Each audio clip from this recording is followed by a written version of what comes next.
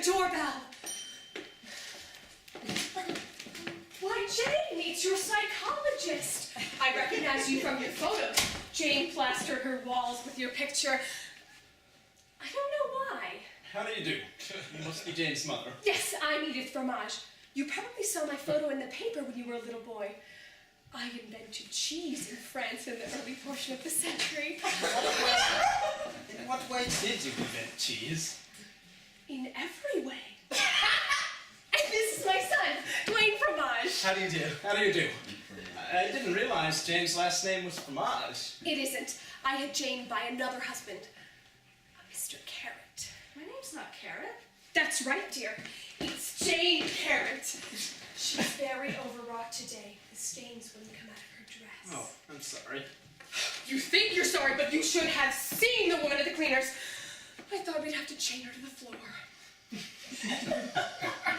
Perhaps Mr. Summers is hungry. Oh, forgive me. Oh, no thank you. Then how about some entertainment? Jane, play the piano for Mr. Summers. I don't play piano. But you do. I've heard you play many times. You play very well. I've never played piano. Jane, Mr. Summers would enjoy your playing. Please play. I never have. How do you know? Have you ever tried? No. See. There then. Cello is her real instrument, but we never talk about it. Please play, Jane.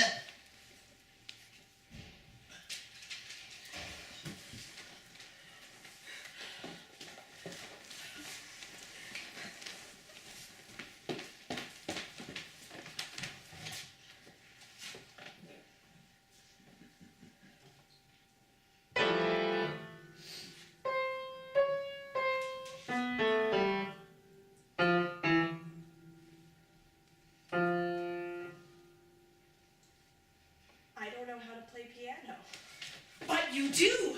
Why else would we have one? No one else in the house plays. I don't remember taking lessons. You probably forgot to all the strain. You talk to her, she seems in a state. Come on, dear. If you want me, call me Mr. Summers.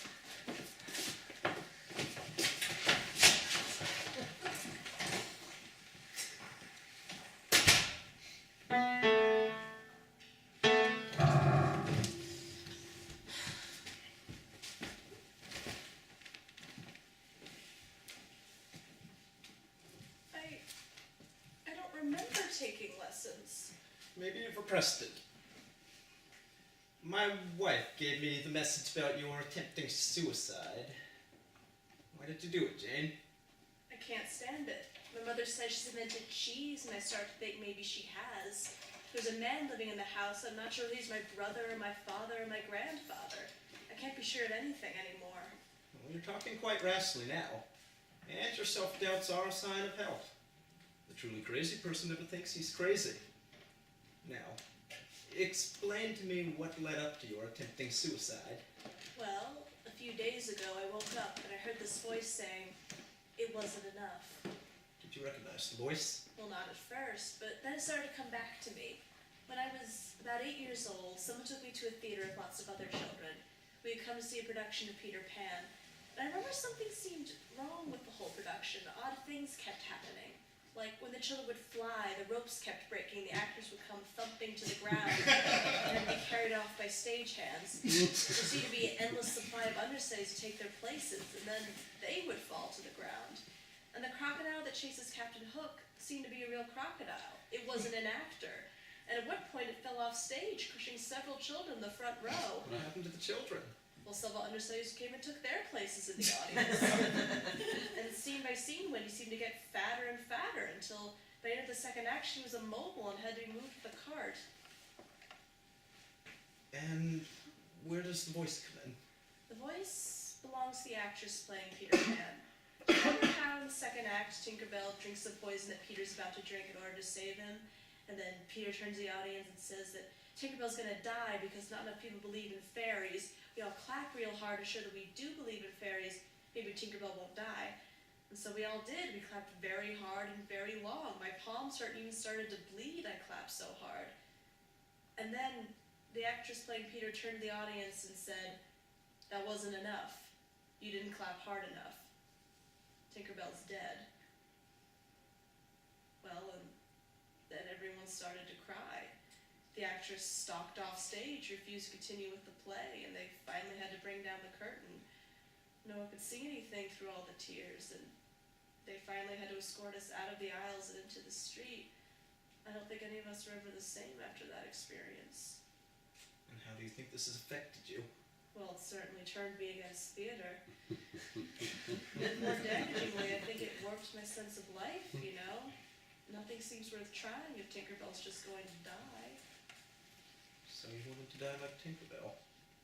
Yeah.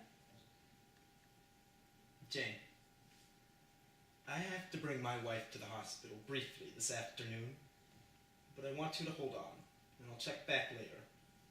I think you're going to be all right, but I think you need a complete rest. So when I come back, we'll talk about putting you somewhere for a while. You mean committing me? No.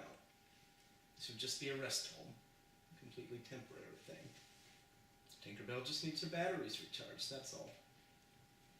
Now, just make your mind a blank. I'll check back later. Thank you. I'll try to stay quiet till you return. Oh, you're leaving? Won't you have some of my cheese first? Thank you, Mrs. Fromage, but I have to go now. Please see to it that your daughter stays quiet. You can rely on me. Chin up.